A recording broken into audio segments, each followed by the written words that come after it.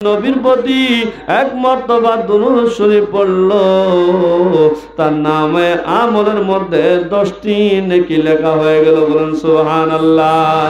আর ওই বান্দার 10টি গুনাহকে আল্লাহ রাব্বুল আলামিন মাফ করে দেয়, আর 10টি রহমতের দরজাকে উঁচু করে দেয়। বলেন সুবহানাল্লাহ। আমার ভাইরা, আমার বন্ধুগণ, আল্লাহ নবী, দয়ার নবী, মায়ার নবী, রাহমাতাল লিল আলামিন নবীর প্রতি যারা দুরূদ শরীফ পড়ে না, একটা ফারসি কিতাব বখিল কাকে বলে? আমরা বখিল বলি কোনো মানুষের যদি কাউকে কিছু চায় দেয় না তাকে বখিল বলি, কোনো মানুষের যদি খরচ কম করে তাকে বখিল বলি, কিন্তু আসলতে সে বখিল নয়। এটা ফারসি কিতাব, ওই কিতাবের নাম হলো কারিমা। ওই কিতাবের মধ্যে শেখ সাদি কারিমা কিতাবের মধ্যে বলেন, বখিলার বুয়াত জাহিদে বাহর আবার বেহেশতি নবাশদ বহুকমে খবর। বখিলে যদি ইবাদত করে করে তার নামে আমল যদি ভরে যায়, ওই বান্দা কখনো বেহেশতে যাইতে পারবে না, ওই বান্দা কখনো বেহেশতের মধ্যে দাখিল হইতে পারবে না। ভাইরা আমার, বন্ধুগণ, আল্লাহ রাব্বুল আলামিন নামাজ পড়ে না, রোজা রাখে না, হজ করে না, যাকাত দেয় না। আল্লাহ রাব্বুল আলামিনকে যদি জিজ্ঞাসা করি, মাবুদ তুমি নামাজও পড়ো না, রোজাও রাখো না, হজ করো না, যাকাত দাও না, ও আল্লাহ তুমি কি কাজ করো? আল্লাহকে জিজ্ঞাসা করার পরে আমার আল্লাহ রাব্বুল আলামিন বলেন, আমি একটা এরকম কাজ করি যেই কথা আল্লাহ বলেন, ইন্নাল্লাহা ওয়া মালাইকাতাহু ইউসাল্লুনা আলান নবী।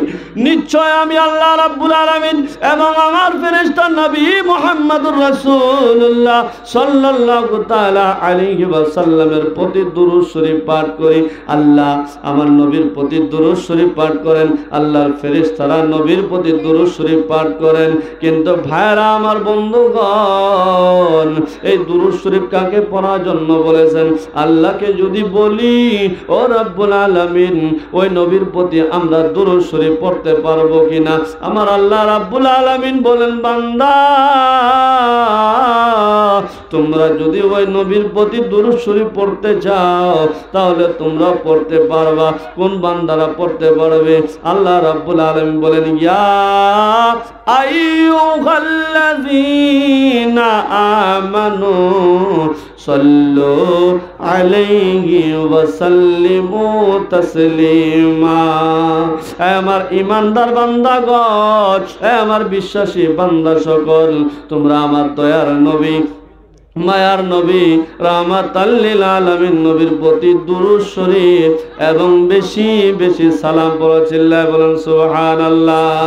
যারা নেকি গুনাহ করেছে তারা দুরূদ শরীফ পড়বে, যাদের নামে আমলের মধ্যে নেকি বাড়ানো লাগে ওই বান্দার নবীর প্রতি দুরূদ শরীফ পড়বে। আমার নবীর কি আদর্শ ছিল, আমার নবীর কি মহব্বত ছিল। আমার নবী আদর্শ দেখাইয়া মানুষদেরকে মহব্বত করে, আমার নবী আদর্শ দেখাইয়া, নবীর চরিত্র দেখাইয়া মুসলমান করেছে।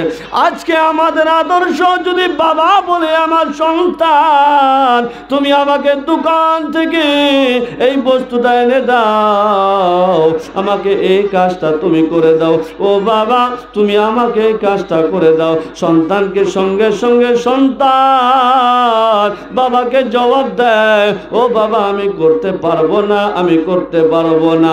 বাবার আদর নাই, বাবার কথা মানে না, মারও কথা মানে না। আল্লাহর নবী কেমন করে মহব্বত করেছেন, কেমন আদর্শ দেখাইছেন। আল্লাহর নবী যখন নাকি একজন বুড়ি মার কাছে আসলো, আসার পরে আমার নবী ডাক দেন, বুড়ি মা তুমি কোথায় যাইতেছো? তোমার এই কাঠুরি লইয়া এই বস্তা লইয়া বুড়ি মা তোমার যাওয়া অসুবিধা হইতেছে। ও মা তুমি যাইতে পারতেছো না, তোমার কি হয়েছে মা? তখন বলতেছে, ও বাবা তুমি কে, তোমার পরিচয় কি? তোমাকে তো আমি চিনতেছি না। ও বাবা এই জায়গার মধ্যে মোহাম্মদ বলা একজন ব্যক্তি আছে, জানি না ওই মোহাম্মদ কি ধর্ম এনেছে। মোহাম্মদ যদি আমার সম্মুখে পড়ে ওই মোহাম্মদের ধর্ম আমাকে গ্রহণ করা লাগবে। আল্লাহর নবীকেই বলতেছে, ও বাবা মোহাম্মদ কি যেন ধর্ম এনেছে, ওই মোহাম্মদকে দেখার সঙ্গে সঙ্গে কলিমা পড়া লাগে, মোহাম্মদের ধর্মটা গ্রহণ করা লাগে। আমি মোহাম্মদের ভয়ে এই মক্কা ছেড়ে চলে যাব পাহাড়ে, মোহাম্মদ যেন আমার সম্মুখে না পড়ে, ওই মোহাম্মদকে যেন আমি দেখতে না পারি। এই কথা বলে বলে আমার ভাইয়েরা আল্লাহর নবী বললেন, মা ও মা তোমার যাওয়া কষ্ট হইতাছে মা, তুমি যাইতে পারতেছো না। ও মা দাও যতগুলো তোমার বস্তু আছে, আমি নবীজির পরিচয় দেয় নাই, আমার মাথার উপরে তুমি উঠায় দাও। বলেন সুবহানাল্লাহ। আল্লাহর নবী বুড়িমার যতগুলো বস্তা ছিল, বুড়িমার যত বস্তু ছিল, সকল বস্তু নবীজির মাথা মোবারকের মধ্যে উঠায় নিয়েছে। আমার নবী আগে আগে যাইতেছে, বুড়িমা পিছে পিছে যাইতেছে। বুড়িমা বলতেছে, এই ব্যক্তিটা কত সুন্দর, আমার কষ্ট দেখে সহ্য করতে পারে নাই, এই ব্যক্তি আমার বস্তু লইয়া লইয়া যাইতেছে। ও বাবা তোমার পরিচয় কি? আল্লাহর নবী বলে না। আর ওই বুড়িমা আল্লাহ নবীকে গাইল দিতেছে, মোহাম্মদ কিরকম দেখো, মোহাম্মদ কিরকম, ওই মোহাম্মদ যেন আমার সম্মুখে না পড়ে। আল্লাহ নবীকে গাইল দিতেছে আর যাইতেছে। যাইতে যাইতে যাইতে পাহাড়ের ওখানে পৌঁছে গিয়েছে। পাহাড়ে যতগুলো মানুষ ছিল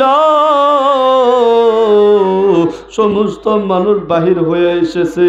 এসে দেখে যার ভয়ে পাহাড়ে এসেছে উনি এই জায়গার মধ্যে হাজির হয়ে গেছে। বলেন সুবহানাল্লাহ। যার ভয়ে পাহাড়ের ওখানে পালিয়েছে উনি এই জায়গার মধ্যে হাজির হয়ে গেছে। বুড়ি মাকে পাহাড়ের মানুষ বলতেছে, মা ও বুড়ি মা কার মাথায় তুমি কাঠুরি দিয়েছো, কার মাথায় তুমি বস্তা দিয়েছো, ইনাকে কি তুমি চিনো? বলে না না ইনাকে আমি চিনি না, এই মানুষটা অনেক ভালো, ইনি অনেক ভালো, আমার কষ্ট দেখে ইনি সহ্য করতে পারে না, আমার কষ্ট দেখে ইনি থাকতে পারে না, ইনি আমার যতগুলো বস্তা ছিল, যতগুলো কাঠুরে ছিল, সকল বস্তু ইনার মাথায় করে আমার কাছে এই জায়গার মধ্যে এনেছে। বলেন সুবহানাল্লাহ। এই জায়গার মধ্যে এনেছে। বুড়িমা বলতেছে, আর মোহাম্মদ দেখো, মোহাম্মদ মোহাম্মদ মোহাম্মদ ওই ব্যক্তিটা কিরকম জানি না, ওর ধর্ম বলে গ্রহণ করা লাগে, আর এই ব্যক্তি দেখো কত সুন্দর। ওই বুড়িমাকে ওই মক্কার মধ্যে পাহাড়ের ওখানে যতগুলো মানুষ ছিল সবাই বলতেছে, বুড়িমা কার মাথায় তুমি এই কাঠুরি দিয়েছো?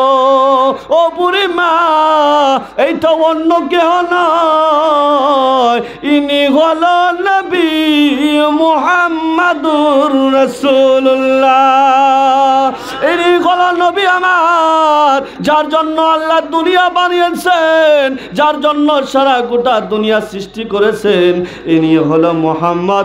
এই মুহাম্মদের মাথার মধ্যে তুমি কাঠুরি দিয়েছো, এই নবী মুহাম্মদের মাথার মধ্যে তুমি এই বস্তাগুলো উঠায় দিয়েছো। বুড়িমা তখন ডাক দিয়ে বলতেছে, যদি ইনি মুহাম্মদ হয় তাহলে আমি এই মুহাম্মদের ধর্ম গ্রহণ করে, ও মুহাম্মদ তোমার কলিমা আমাকে পড়ায়া দাও, লা ইলাহা ইল্লাল্লাহ মুহাম্মাদুর রাসূলুল্লাহ সাল্লাল্লাহু আলাইহি ওয়াসাল্লাম। আমার ভাইয়েরা, আমার বন্ধুগণ, আল্লাহ নবী এই ছিল আদর্শ, এই ছিল আল্লাহ নবীর চরিত্র। আল্লাহ নবী অনেক গাইল পারছে, বুড়িমারা বহুত গাইল পারছে, গাইল পারার পরেও আল্লাহ নবী আদর্শ দেখাইছে। আল্লাহ নবী উল্টা কথা বলে নাই যে আমি মুহাম্মদ, তুমি আমার সামনে গাইল পারতেছ। আর আজকাল যদি কোনো মানুষের সামনে যদি হাটকা কাটকা